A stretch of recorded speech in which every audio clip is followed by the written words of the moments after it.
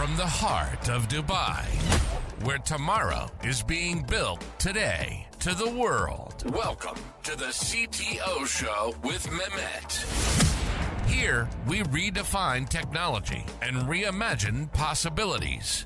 With Mehmet, delve into the riveting realms of AI, cybersecurity, and digital technology. Experience the thrilling highs and lows of startups. Immerse yourself in the spirit of entrepreneurship and witness the future of business innovation being written in real time. Now, without further ado, let's tune in and explore the future. Hello and welcome back to a new episode of the CTO Show with Mehmet. Today, I'm very pleased joining me from Boston in the US, Adrian Mendoza. Adrian, the way I love to do it is I keep it to my guests to introduce themselves. But disclaimer here, Adrian have a very interesting background, which made me very, very excited. Adrian, I will leave the floor to you. Just tell us a little bit more about you and what you are currently up to, and then we're going to take the discussion from there. So the floor is yours. Thank you for having me on. I am Adrian Mendoza. I'm the general partner. I'm a AI FinTech cybersecurity investor. The interesting thing about me that made me attractive to reach out to Mehmet in the first place was I actually was a tech founder before this, and I actually had two startups. And in those roles, I was the CTO. So I've gone from founder to CTO to now investor. So I'm pretty familiar with the journey of both. And so we are a venture fund based here in the US. We're now raising a $100 million fund. Primarily, we invest in early tech founders that are innovating, modernizing, and looking to transform areas like financial services, insurance, manufacturing.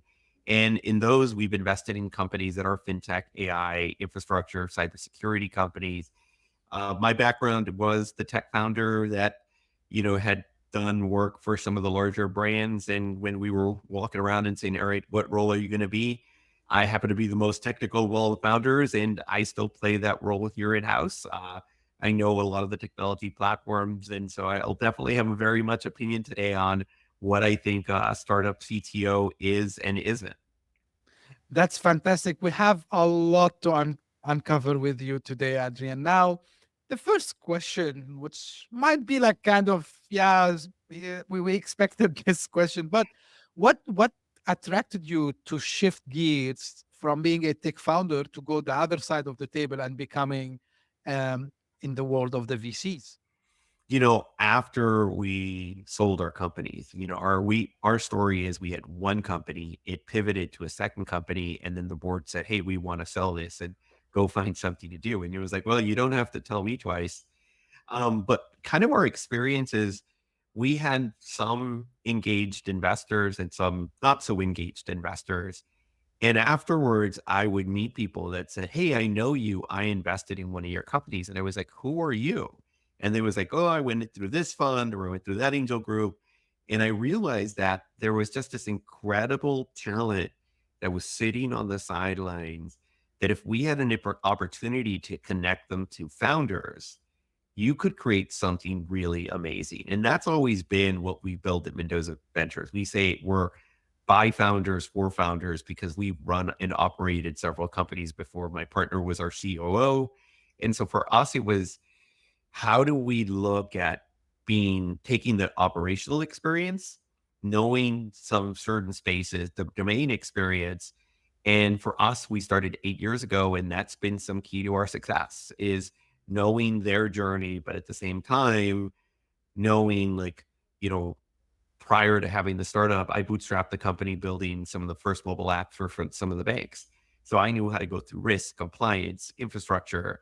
And so that's really has helped us with our founders because we've done it before. We've actually been in their shoes. We've deployed to those clients that they are trying to get into as well. I'm pretty sure, Adrian, if this was a live streaming, I can imagine the amount of questions that would be coming, especially because I was telling you before we start the recording. So last year, I spent probably like 90% of my time just trying to understand the struggles of the founders. And of course, there were like two things that used to come again and again. The first thing, of course, is like, okay, we've come up with this product. We think we are up to something. We need some help in getting it out to the market, right? Of course, but the one which was always coming more is how we can find a fund, right? So we need to get money so we can build this thing. Now, is coming from a founder background makes this interaction with the founders easier? Can you like sense from them this empathy? Because I would tell you, like, one of the feedback that I always come and the people who comes to me, they tell me is, Mehmet, like we presented, but these guys, they kind of ghosted us. Like these guys, they're asking us questions nonsense. Now, I'm curious to know, and maybe this is a strange question. I'm curious to know what you hear from the founders, when they know that you were in their place one day. So how this, relationship goes, even if you don't invest with this company, like, and I'm asking you this question, Adrian, because I like to put the human aspect on it before, of course, the investment and the technology and all this. I want to hear from you, like what you are hearing, challenges from the founders in that space. Yeah, I think it's always raising money. But you also have to understand, like, funds are raising money at the same time. We raise money from limited partners to go into venture funds that then go into startups. And so it's everyone's always raising money. And part of one of the things that I think a lot of founders forget is that raising money is just like selling. It's like creating a go-to-market strategy. It's finding the right team, but also finding the right investors that match up to you. Because a lot of where I see founders go wrong, I think are two things. One, they go out and they pitch everything and everyone, but they're pitching to people that will never write them a check because they don't invest in this space, they don't invest in that vertical. They do B2C, they don't do B2B, they do B2B, they don't do B2C. And so you have to treat it like a sales pipeline. And it's hard because when you're dealing with technical founders that are like, they may not be in that selling stage, but then you have to talk to them about, like, no, you're always selling. Though you're building product, it's not about building product. I mean, part of it is, but also you're having to sell product and you're also having to sell yourselves and the idea. And then the second part, and this is where the empathy, I'm known to be very direct with founders. I actually was just in Mexico City. We had a founder with us, and I was really direct with him because I was seeing him pitch, and I was like, let me give you some pointers because you're running around talking to people, but you just have to be direct to them. Because if people know and that was actually very much our case. Like, we were warned very much, like, you can have conversations, but if people know you're raising money, you're raising money. And you have to, and one of the things founders forget is us as investors all talk to each other. Like, all of the AI funds, all of the fintech funds. Like, I know if a company pitches me, I know they've already pitched everybody else. And so we all talk to each other. And that's one of the things founders forget. Right. So now I'm happy because you started to explain the other part of the story, which is, as VCs, you have to yourself go raise money from LPs. Now, let's for once and for all, as we say, Adrian, let's demystify this to founders so they understand actually, you know, why things happen. So I want, to go, and I'm gonna keep the screen this way because it's gonna be like kind of Q&A very Yeah. quickly on this Do part.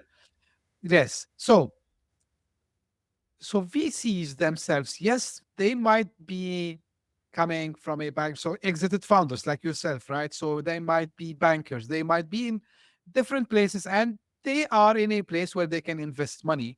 But let's put it clear that the VC, the GPs, the general partners, as we call them, they are not themselves putting that money. So can we explain this, Adrian, like more into details, where this money comes from and how the decisions to invest happen within the Yeah. VCs? I mean, I think if you're an early stage founder, you're going to raise money from three different types of people. There's the venture funds, and I'll talk about that last. There are these angels, people that have had an exit, and then they're just investing out of their own pocket. They're kind of some of the easiest people, because if they were a technical founder and you're like a very product focused, they might be enamored by you and say, all right, hey, I'll write, 50 to 150K. And then, or they, a super angel may write up to 250, but they're, sort of the easiest to raise money. Then you have these family offices that may be a family that had a business, exited, and now they as a family are writing checks, and there could be a range from 250 up to like maybe $1 million. And then you have venture funds, and venture funds are what's referred to as a blind pool. That means somebody creates a vehicle and then goes and fills that vehicle with investors, other individuals. It may be, in our case, we have a fund for banks. We have some of the largest institutions in the US as investors. We have family offices that don't want to do direct deals, but want us to do them for them. And then we have a small fund for individuals.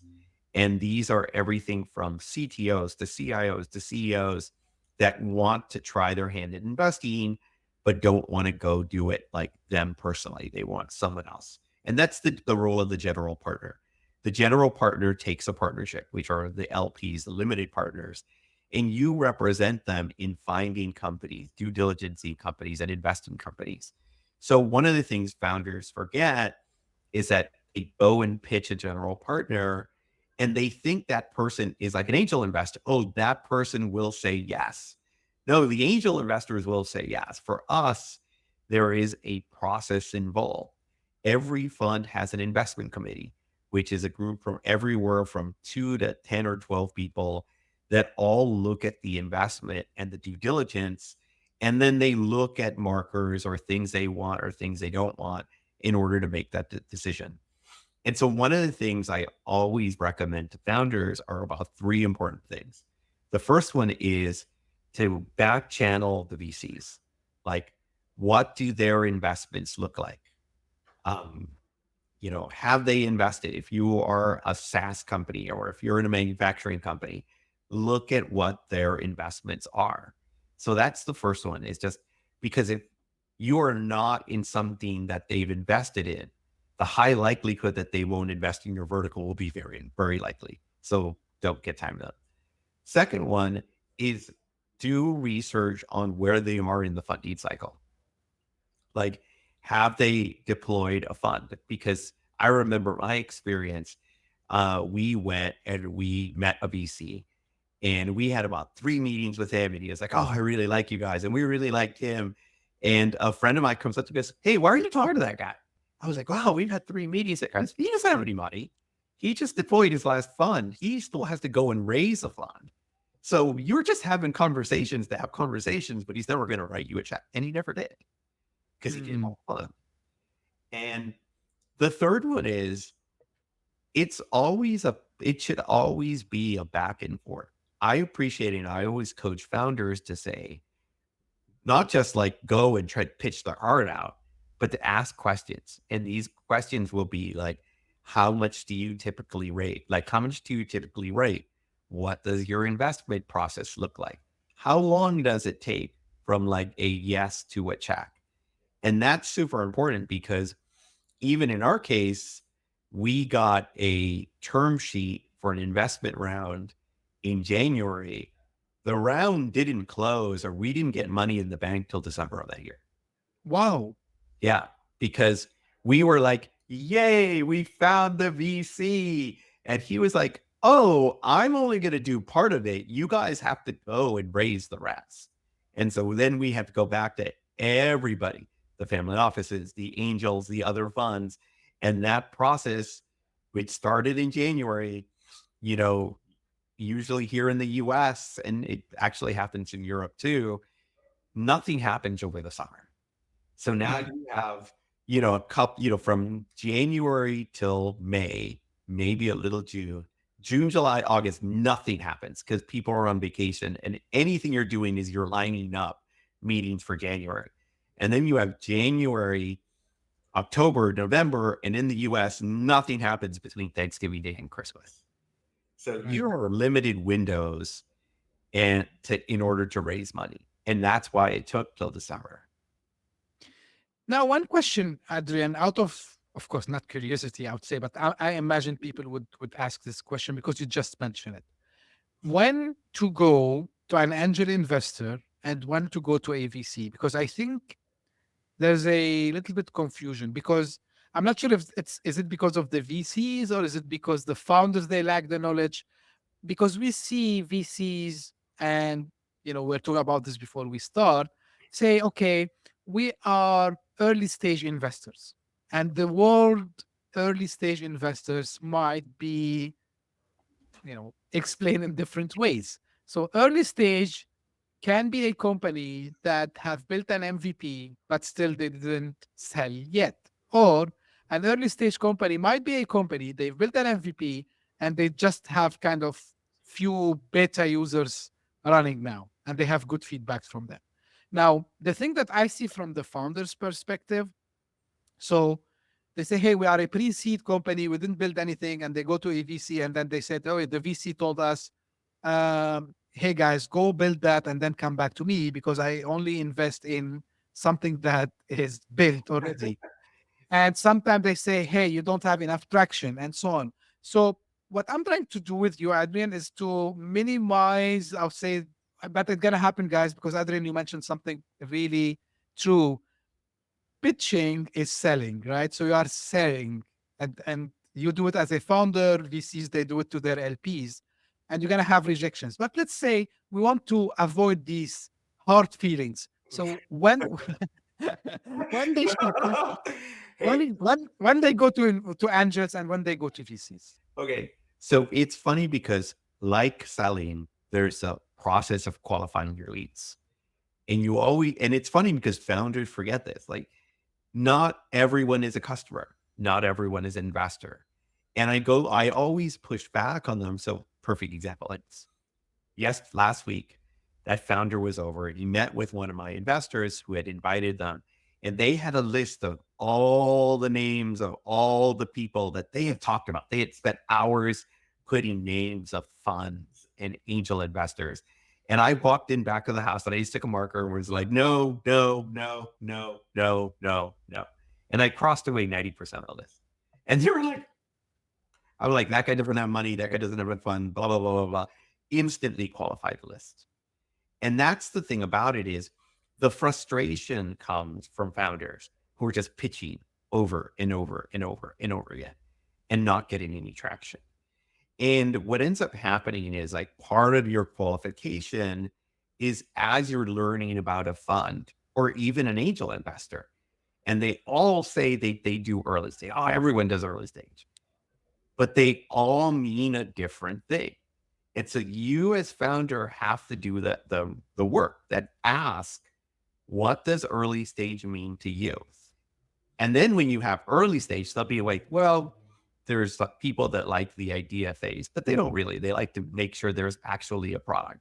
There's like that traction. Well, what does that traction look like? Quantify me to X number of dollars, number of customers. And one of the things that I see founders struggle with, it's this VC thing that says, go find me a shiny rock. And where VC says, go do something. So they go out and do it. And then they come back and they're like, well, you should come get your red rock. And you come back with a red rock. Well, I really like more of a crimson colored rock.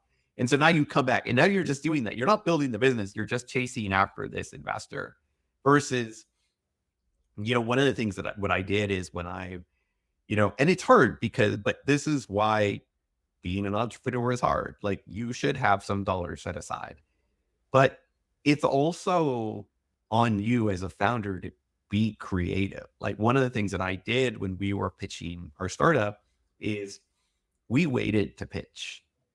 We waited till we had a beta product and I had a referenceable customer who wasn't even paid. He just was a reference to tell them, would I buy it when they build it?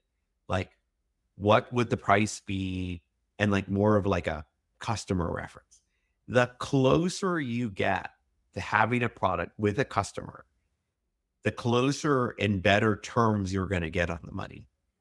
But also, you also have to think about that these early stage funds may only write you a 50 to 100K check versus there may be a super angel that could write you 250,000. So it's like you can run after these funds, but you may not raise a lot of money versus you can go to 4 super angels and they could say, "Oh, Mehmet, I love you. You're great." And then like write a $250,000 check. But it really comes down to the founder as just creating that pipeline for themselves and doing the research on who they're talking to.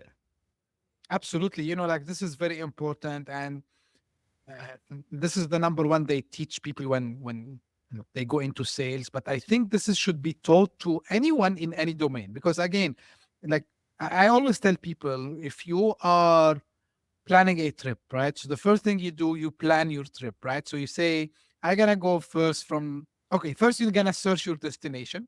Where are you going? And then you're gonna go and search the routes, right? So which routes would be the best option for me?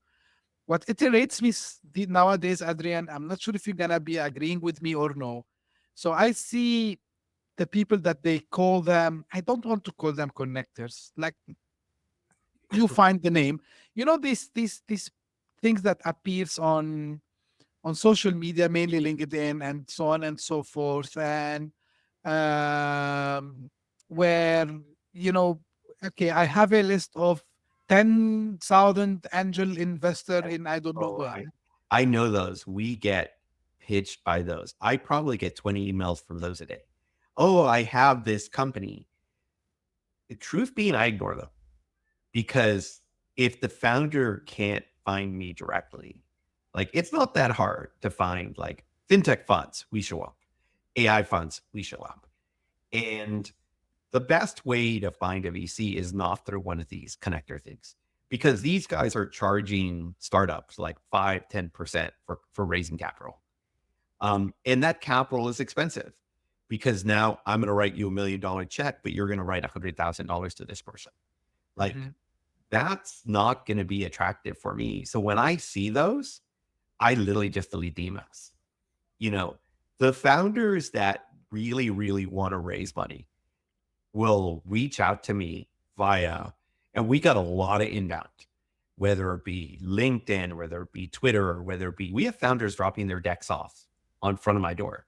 I was actually on a trip I was literally just arriving to London and I wasn't even 15 minutes in. I was literally just leaving the plane and a founder chased after me with his business card and walked with me from the plane to the border control, even though he had a flight to Munich. And he pitched me all the way down. I'm like, man, I'm like, you know what? A week later, he had a meeting in the office because I Wow. appreciated that. Like his tenacity, but also he knew who I was. He knew what we invested in. He wanted to talk. He knew that we would come in on companies that had $1 million in revenue. And he was like, he started the conversation of, we're already at $1 million in revenue. Great. Mhm. Now I'm all right, perfect. That qualifies you for me. And so even when you're doing inbound by LinkedIn, like tailoring the conversation, like, cause even the inbound we get, a lot of it is, I'm looking for money. Like, blah, blah. There wasn't hey, I know that you invested in a company like this. Tailoring it to the fund you want to talk to will better to get you a meeting than not. And also finding a connection that you have, whether it be another founder, people that like other founders don't realize the power of another founder, of someone in your network that knows us to say, oh, I know them. The majority of meetings we take come from founders that we may know that say, I know this founder and I really like, or another investor that says, oh, I like this person and you should meet them. Absolutely. Just one thing also, Adrian, and correct me if I'm wrong. But people, they think, oh, these guys, they are holding the money, they're not really serious. But the fact is that actually you have to deploy whatever you raise from your LPs. You have a, your time start to tick, right? So from Yeah. the moment you close your funds until you deploy it. So you have, because let's say I'm just giving an example. No, So if I'm I'm actually going to correct you. It's not till when you close your fund. It's when you open the fund. exactly, So exactly. let's say you do a first close on your fund and it takes you 2 years to do a final close. Right. You have an investment period that literally starts ticking. So if you know that someone just opened their fund, they have 2 to 4 years where they have to deploy the money. It's called the investment period. Right. So this is why, I tell people, like, don't think that these guys, they don't want to meet you.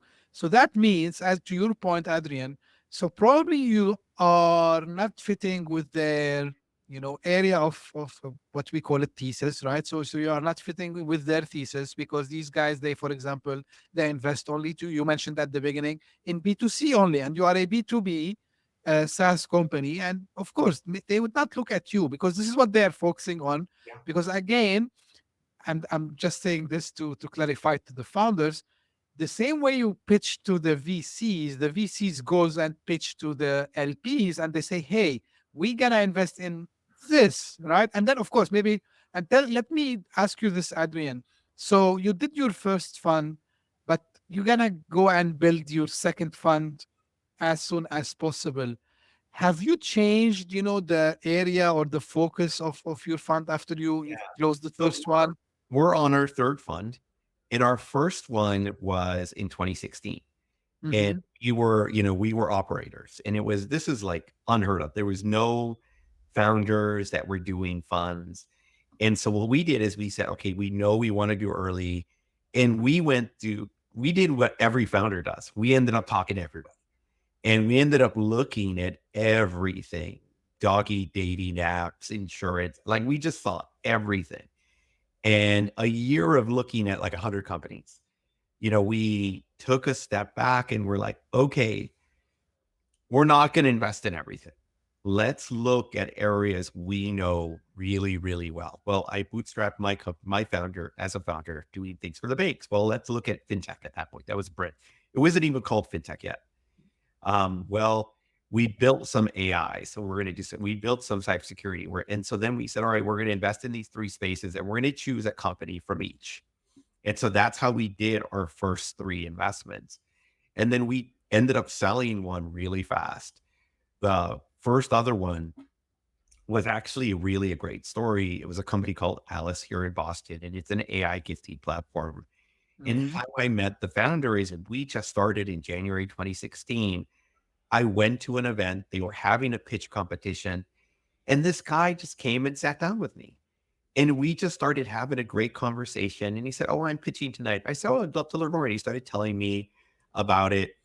And I was like, I left that. I didn't even stay for the pitch competition because I was like too noisy. And I walked out thinking, I like that guy. I wish I could invest in a guy like that.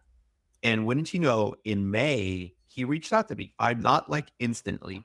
In May, he reached out to me and was like, hey, Adrian, I've never raised money before. Can I buy you a cup of coffee to learn? And we sat down for a couple hours. We talked about what it would take, and we ended up investing in him. And he was, his name is Greg Siegel. And every time we would do something, he would always ask for advice. And I always appreciated that. And one day he was like, okay, we raised like our first round, like what happens next? And I remember sitting down with him over lunch, and I kind of walked through where it would go and said, we're going to get to an A round, and then in a B round, more than likely you're going to get replaced because you've never raised a company with 100 something employees. And wouldn't you know, he got to a B round and he got replaced. And he was like, wow, I can't believe that happened. And one of the other founders said, well, Adrian told you this was going to happen. Like, he told you the future. And I actually have founders that have said everything Adrian said would happen, keep true. Because I literally early on after I invested, I was like, here's where the movie's going to go. And that, we have this saying that I always tell everyone: if you ask for, money, you get advice. If you ask for advice, you get money. And that was a perfect thing of asking for advice and like listening, but also not being like, oh, I'm going to do. I literally was like, let's talk to everyone. Let's get multiple term sheets. Like, we were like, it was a really engaged process to the point when he was raising a Series B from some pretty well-known investors. He was coming back to me for advice on a Series B. And I was like, hey, I'm not a Series B investor. And he's like, yeah, but you still take all my meetings. Right. And One of the things, because you were founders, Adrian, I'm sure like you can relate, but I would not ask you about the mistakes that the founders do, but I would ask you what would be a red flag for you. Let's say they pass the initial filtering, of course. So they reach out to you or one of your team members. So you decide, okay, it's worth to talk to these guys. But then once they start, what are like some of the red flags for you that say, you know what? No, no, no, no. These guys, no brainer, no investment. What would be some of these red flags? yeah, I think I would say there's a couple of them. The first one is like showing up and everyone has a role. And everyone's like, I'm the CEO, I'm the CTO, I'm the chief revenue officer. And early on, titles are meaningless. Hmm. Even if you were to go and hire like this highly experienced sales professional, you don't have a product yet. Like until like everyone thinks, and I think this is the thing with founders, they don't realize is that this is an organic process. Like the company you are when you just start is not the company you are at a seed round. It is not the company you are at an A round. It is not the company you are at the B round.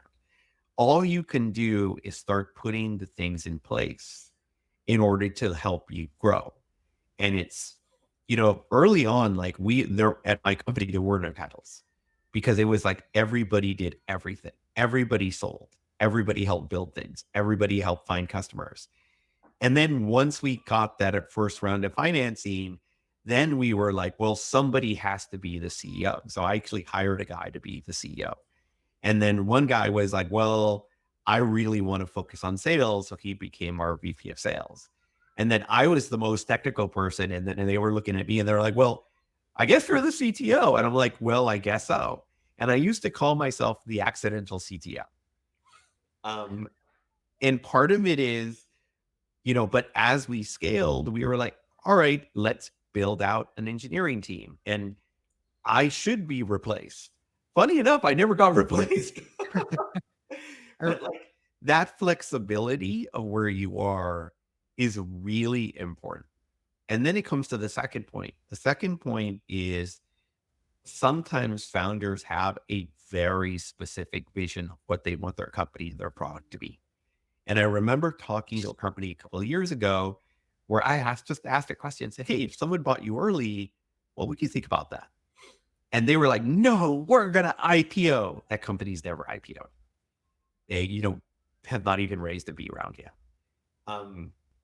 And part of it is they need, the best advice I have for that about flexibility is every founder wants to say who they are. It's not who they are. It's who your customer says you are. Your first customer will tell you who you are, what product you are, what vertical you are. And that's the thing about it. And we look at the flexibility. And so that's why when you look at a company, you want to make sure that they have customers because I'm going to go talk to the customers and I'm going to say, like, who are they? Why did you write them a check? Would you buy from them again? Because what you're trying to assess out is it an outlier that they got a customer or is it repeatable? Because that's the piece of it. Is it repeatable? Because if they're not, and they just managed to get to 500K or $1 million, but they won't get there again, then that's something that's a warning flag that not everyone's going to buy. And so people always ask me, like, what's the one thing that you look at that will automatically like be like a good indicator of success? And I always say it's revenue.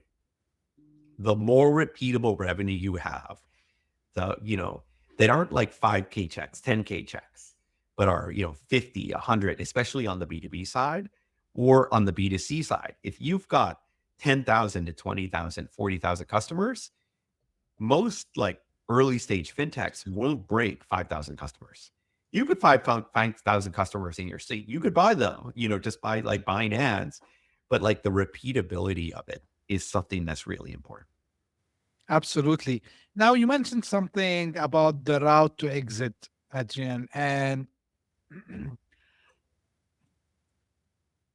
do you think really founders, especially first-time founders, and I'm asking this on purpose, they are prepared mentally at least to accept that one day this company gonna be sold out? Like, because you mentioned, yeah, everyone has in his mind or her mind the IPO, but why they should actually embrace, no, you know what?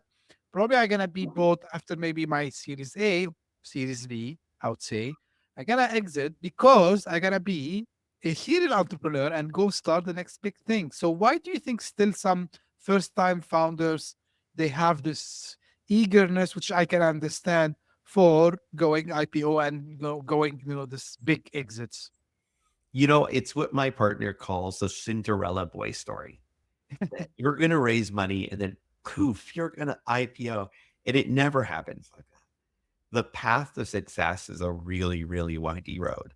And one of the things that I have to remind founders is your typical IPO is 17 and a half years. From seed to the IPO, it is a long time to get there. And during that process, you may not be at the company. I always said that for me, like I really did well at the early stages, like C to A. That was where I play, you get me managing 100 people, I would get bored. But like that, and the same thing with founders is you have to be like, where does that founder live in the life cycle of the company? And for a lot of them, like it's not going to be managing a 100, 200, raising $200 million. It's going to be like, all right, an early stage founder is great for that moment as early stage investors, as early stage advisors. But I think that's the path of the finder. And look, I've met founders who sell earlier than they're supposed to because they're like, this is too stressful. This is not the life I want. But there's some that will be like, I don't mind, because everyone forgets that even if you sell, you're going to still be part of the company. You just will not have any more upside that goes from there. But I think it's also like one of the things, it's like when I talk to, let's say like AI companies, people are like, well, great. When's the last AI company that IPO'd? And they're like, yeah, there's never been an AI company that IPO'd. Then why do you think you're going to IPO? Like you're more than likely 90% of the time going to get acquired, as in FinTech, as in cybersecurity. Absolutely. Now, on the point you mentioned, you were accidental CTO, right? um, Now, how this makes the life easy for you and the founders when the discussions start, right? So, because you come from a technical background, so I believe even some, not all, but I mean, at least the preliminary stuff that happens with the technical due diligence. So maybe you can spot few things from your side, Adrian, right? So how this accidental CTO, background that you have, which I think you are a CTO, right? After all, so how this makes the discussion and the technical due diligence and the whole due diligence later easier for you when to pick a startup to invest with?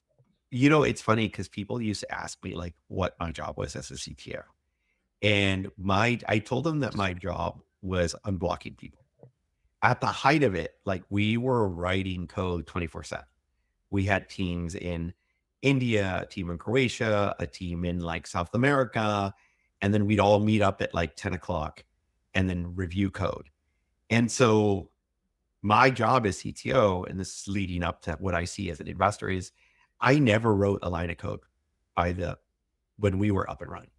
My job was to make sure that my team was unblocked so that they could write the lines of code.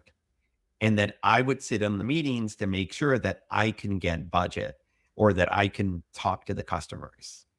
And so my engagement was really high because I was the filter between the engineering team, the business team, and the customer. So in sales cycles, I would be brought in with the head of the sales guy to help close business. And he would be like, oh, that CTO thinks it could be done in a minute. And then I would be like, look, here's how we can deploy our code in a minute. I even did it on a video. And then I would send them a video ahead of time, and the customers were like, yeah, he's right. you could deploy that code in a minute. We don't even have to talk to them. And so when I start talking to the technical co-founder, the CTO, I don't really care about the code base. The code base, I can sick an engineer to look at it. What I really care is like, how do they think from an architectural level? Like I remember sitting and hiring a VP of engineering, and on a board, I said, here's what I want. And I literally like in a flow chart, looked at where I wanted our load balancers, where what would be at AWS, architected out everything. And then the CTO came by and he said, oh, did you do this? And the VP of engineering looked at me and said, no, he did it. And this is exactly what we're going to build. But that idea of taking the architectural, the big picture, and because one of the things that is when you're building an early product, you cut a lot of corners. It's what, the term technical debt comes from.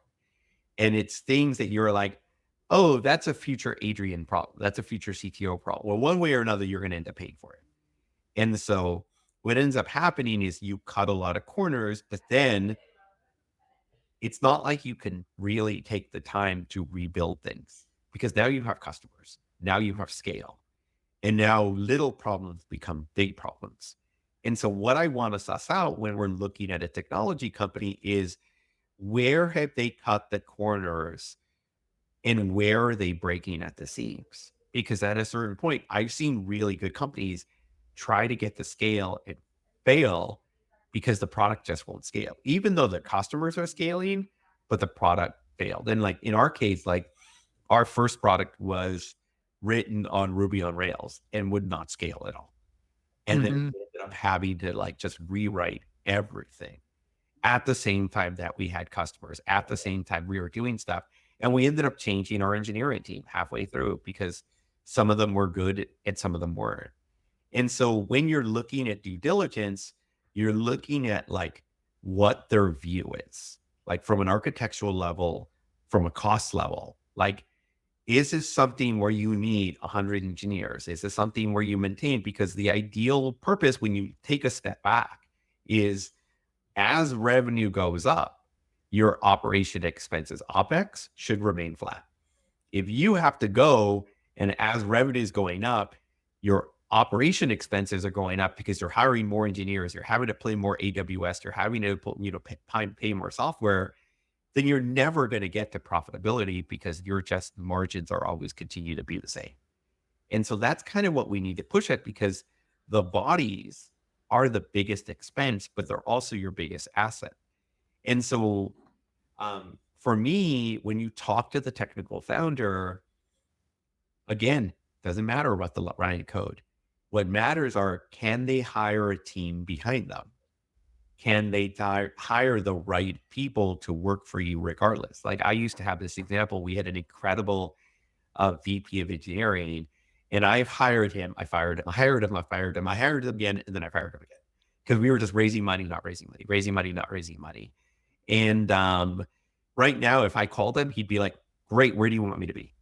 And that's the thing. It's like a roller coaster.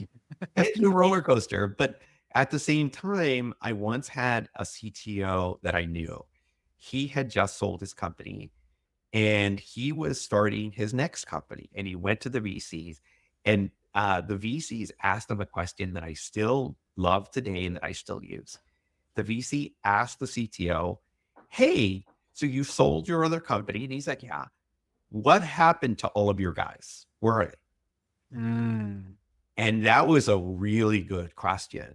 And in his case, his answer was, yeah, I had these 20, 30 guys. And these guys over here, I helped them find a job over here. And these guys over here, they're going to come with me on my next company. And these guys, they were good, but I'm okay letting them go. Especially for a good CTO, especially if you're a technology company, you need to have in tow, because hiring the right talent is difficult, regardless of whether you're sales. And I would ask the same question on a sales team. I would ask the same question on any of the other teams, the startup, but engineering talent is still hard, especially talent that you could trust. Absolutely. Now, Adrian, I know, and you just mentioned which domains you focus on. So you said AI, fintech, and cybersecurity, right? Now, I just want to go one by one very quickly, but let's start with AI because it's where I think where we're gonna stop the most. Now, AI, right? So everyone is now talking about AI, and there is this, sometimes I read these articles saying like, yeah, these founders, even they have, this very simple AI application, but still they got, huge investments from these VCs, while these guys who are building something which is, like hard to build, like it took them more resources to build. No one is looking at them. Is AI currently overrated? This is my first Oh, question. I was on CNBC last year, and I'm like, we're in a AI bubble again because now everything is, and it's like I think you'll anyone who sees any on a podcast, I'll talk about the pizza. I saw a deck from a group of technical founders that were using computer vision and algorithms to detect how many pepperonis were on a pizza. And the reality is like nobody cares. It is like a pepperoni is like what, 1/4%. Like who cares? And that's the thing about it is, and this is where, especially on the AI companies, where people fall in the trap of, oh, I'm going to build something. And it's like, all right, you're going to build something, but the people that are earning, that are raising the money now are the ones that could do a good job of explainability of the AI, but also the use cases people are buying, use cases on the vision for what it's going to go. And so this is kind of the curse of the technical founder, where they go in a hole and they start building something and they're like, but why aren't the VCs buying it? Why aren't the customers buying it? Because they're not able to tell anyone why anyone should be using this, why anyone should be buying it. And is it something defensible? Because if you're just building an application on top of an LLM like ChatGPT, there's nothing defensible about it. You're just building an application on top of it's someone else's code base. And it's easy to start poking holes. Like one of the things that we go when we're talking to an AI company, it's like, what LLM are you using? Like, why that LLM? What if it gets deprecated and you get kicked off? Also, when you look at like code bases, like, is it something that you build proprietary versus like, is it something that you didn't? And I think that's really, really important because, if you're using Google's machine learning algorithm, you're not using your own. There's nothing defensible about it. And especially when you're dealing with AI, there really is a focus about defensibility, because the day that ChatGPT decides to kick off all their users because they're going to charge them, there goes your application. Or let's say they deprecate one of the LLMs and you've written everything specifically for the ChatGPT or OpenAI version 8, and they go to number 10 and then they deprecate it, and you haven't built an abstraction layer to switch them out at any moment in time, you are in trouble. And so as we're doing that, I mean, it goes back to the due diligence.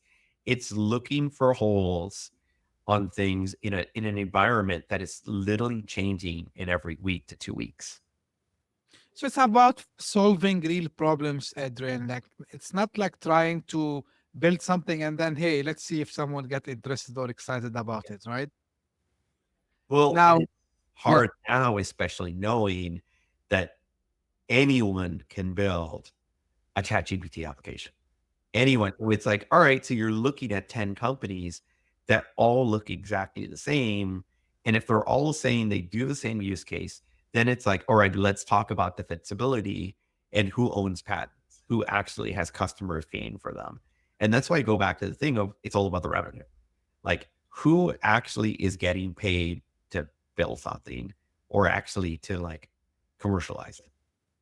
Moreover, Adrian, also like the thing which I think no one can predict it. If one of these providers, like whether it's OpenAI, Google, or Anthropic, or any one of these companies, or now Meta with Llama and so on, because it happened with me. It's not like I have built something, but when AI, I mean, the ChatGPT was still new, so I started to see, this something that related to podcasting. So you just upload your MP3 and then they will generate for you the transcript. They will generate like options for titles and, like show notes and so on. So, and there were, a couple of these startups. I tried even a couple of them, but I expected that why not OpenAI would allow anyone to upload the MP3 file or like even the transcript, which you can do it very easily today, and then I would do it by myself. So I don't need even to have this up. And this is exactly what happened. So the thing is, you don't know, or no one would know if these companies, which are providing the API, funny enough, they're gonna build the application on top of their own technology, and then they will make you obsolete. And guess what? They can tell people, hey, we're gonna give you this for free, right? So part of, for example, of your $20 per month that you pay to OpenAI, I'm gonna give you, for example, something that allows you, I don't know, like to as you said, to do the speeds application. So right, so all what I have built, and because you need to pay the APIs to, I mean, there is cost. Maybe it's minimal now, but still there is cost. You need to do marketing for your application, and then you end up by having the biggest distribution, which is the providers of the APIs themselves doing it. So it makes you obsolete. So this is why I say you need to differentiate yourself. Now, this is for the AI. What's happening in the cybersecurity space, Adrian? Yeah, To I my, think to my, just because to like one small note, to me, it's is it crowded or am I feeling it like again it's it's crowded? it's crowded. There's a lot of identity companies. And interesting in that space, as there's been so much excitement about ChatGPT and AI, and companies are looking to it, they've actually moved their dollars away from identity into generative because they're like, oh, we should do something in that space. Our product should do something in that space. And so that's a space in the last couple of years has been really crowded. This was a space where people were closing million to $2 million deals. Now they're closing 50 to 100K deals. And so we have one of our companies that was like, all right, if that's the case, instead of closing 3 deals, why don't I close 9 deals? Smaller deals to get my foot in the door. So when things open up again, because they will, we're ready to go. And she's not an identity company, but like when you look at like identity orchestration, identity access management, governance, there's so much noise in that space. And it's Right. really hard because there's people that come from all the same pedigree, but the customer is now looking at instead of 2 options, they're looking at 20 different companies. And that's the hard thing to distinguish yourself. And I think we're going to see a bigger shakeup in that space because so much money was poured into a certain aspect of cybersecurity that has to do with just identity, which is important, but still now there's just a lot of like just way too much noise, way too many companies, way too product that's not being bought. Got you. Let's jump quickly to fintech, because fintech is very interesting, very very interesting. And what? Every time I think, okay, we reach the end, I don't think there's more innovation that can happen. I get wrong, Yeah. I which mean, which I- which I like to get wrong. By the way, it's in nothing that wrong about it. space, we're just getting started. And it Right. was funny because a couple of years ago, I was quoted by a magazine here in the US called American Banker. And they said, like, hey, what do you think the future is? I said, the future is going to be decentralized finance. It's the ability for a founder, because if you think about it, like 10 years ago, you couldn't build a fintech. Like there was no way for you to get any banking done. There was no way for you to get money. Right now, you can stand up something that does remittances across companies in minutes. You could stand up, like there's so much kits of parts out there in code bases to move money, which is incredible. And so I was asked by this, I said, hey, what's the future? I said, hey, this is the future. And it's the future because it's the ability for companies to build like financial wallets, to build financial tools as founders quicker than we could ever before. And I said, and because of this, it's going to disrupt some of the traditional players in the space, the MasterCards, the Visas, the credit companies. And it was funny because then someone took Synapse, took my quote and started using it to market it, to be like, oh, and I was like, no, Synapse, you are the guys that are going to be disrupted. And wouldn't you know, like they just shut down like 30 days ago Wow. because they got disrupted. A lot of things happening there. Now, because you invest outside of the US, right, Adrian? Am I correct? Yeah. So our fund too was invested in Canada. It was invested in the UK. We look at companies in LATAM. We look at companies in Europe. Right now with my current fund, they have to be domiciled in the US, but can do business anywhere in the US. So for me, what I love is to find a company that can, one, makes, most companies I think are domiciled in Delaware, even in the UK, even in Mexico or Latino America, but can use a different market. So I was just in Mexico last week and I was talking to fintechs in Mexico. And when I say one of the powers of what you can do here is you can build a fintech and you can fail and nobody cares. And then you can stand it up, try again, fail again till you get it right. If you did that in the US, everyone would know you failed. But guess what? If you are able to try something here and then move it to Europe or then move it to the US, move it to Canada, after you've tried and failed with customers in a smaller market, that's something pretty interesting for us to look at because you've been able to kick the tires and now you're going to be ready to scale. Right. By the way, even here in Dubai and the Middle East, the majority of the companies, what they do is they domicile the company in the US, in Delaware specifically, of course. And then, when they operate here locally, so it's kind of like a holding company that owns, the branches across the globe, which is, same case as what you're mentioning about the LATAM and other geographies also as well. Again, it's big because Delaware has the long history of being easy to establish a fund and operate as a VC over there for multiple reasons, I can say. Now, as we are coming close to an end, I want to discuss the impact part of what you're doing, Adrian. And because I know you focus a lot on inclusion, you focus a lot on in empowering women in tech. And one of the things that also like I'm passionate about myself is to empower people to like, and this is why I'm liking this conversation today. So to show people that being in the venture capitalist domain, it's not like you just invest and you wait for companies to exit, because actually you are able to impact people's lives. You are able to empower them to grow economies and so on. So tell me a little bit more about the impact part of what you do at Mendoza Ventures. Yeah. One of the things I love is the ability that, especially through fintech, because of decentralized finance, because of sort of this access to products, to be able to touch customers that no one else is touching.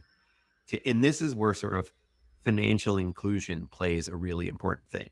So last week in Mexico, I was able to bring one of my founders who focuses on Latino customers, put him in touch with the president of a bank in Mexico. And the first thing he said was, I love this. He's like, no one understands how strong the Latino customer in the US is to the Latino customer here. And he started the conversation. He already had an idea. He was like, I wish we could do this. Will you help build it with us? And it was like instant. Like he had an idea of how to deal with the customers. And he's like, no one's touching this customer. And that's the power of financial inclusion, because most of us on this call are the overbanked. We're being approached by all the banks. Hey, will you open a bank account here? There is a subset of the population that is underbanked. So how do you support the underbanked and then get them to be the overbanked, which is the ideal situation? So I think there is a focus there on the customer, but also on the founder side. For us, it's on the impact side, is finding incredible talent that's overlooked. That, because it's not just whether or not they're Latino or they're a female founder, but also where you are. Everyone thinks, well, the only place you can be a founder is Silicon Valley. There's incredible talent everywhere. There's incredible talent. Like you're in Dubai, there's incredible talent there that want to build something. Like I met some incredible founders last week in Mexico. I was in London before that, but some incredible founders there that are looking to just build things, but also have the main knowledge of their area to be like, here's the problems. Because this is the best founder is the one that finds a problem and understands the problem and is now going to find a solution for them. That's really the ideal and the perfect founder because they know that they're building stuff.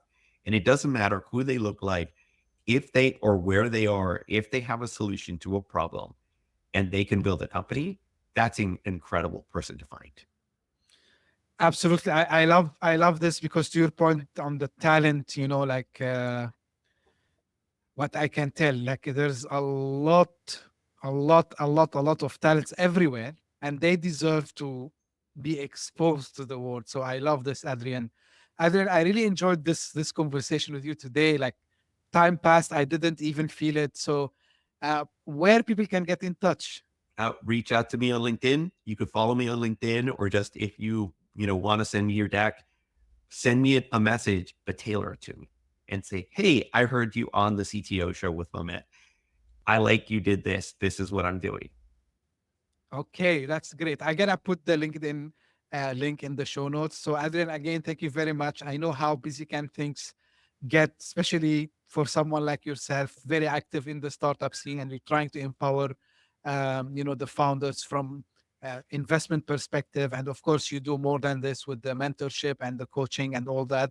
So absolutely, really, grateful for you to have, this conversation with me today. And this is how I end my episodes, by the way. So this is for the audience. If you just discovered this podcast by luck, thank you for passing by. If you like it, please subscribe, give us a thumb up, and share it with your friends and colleagues. And if you are one of the people who keeps coming back, thank you for doing so. Send me your suggestions, comments, and everything, that you have in mind, maybe follow-up questions with the guest. I'll try to do my best to get it to them. So please do so. Thank you very much for tuning in, and we'll meet again very soon. Thank you. Bye-bye. Bye. Hit that subscribe button, share the show with your tech-savvy friends and fellow entrepreneurs, and leave us a review on your favorite podcast app. Your support means the world to us.